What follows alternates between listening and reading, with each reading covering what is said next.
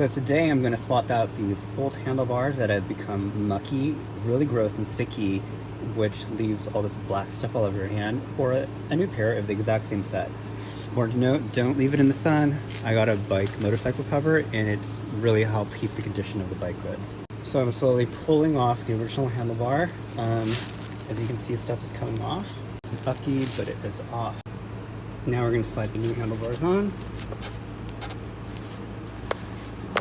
It's taking a lot of arm power to get this on, but I'm slowly rotating it. All right, one down and one to go. Add some bike lubricant to make it a little bit easier to slide on. Here we go.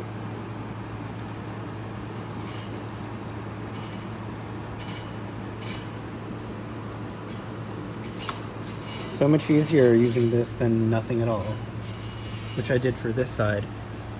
This I did all manually. This took forever, and look how far I've gotten it just from a little bit of bike lube. And done. So I highly recommend you not do what I did for the first one, which is I did this all by hand, but I did this with bike lube. This took 20 minutes and this took 5 minutes.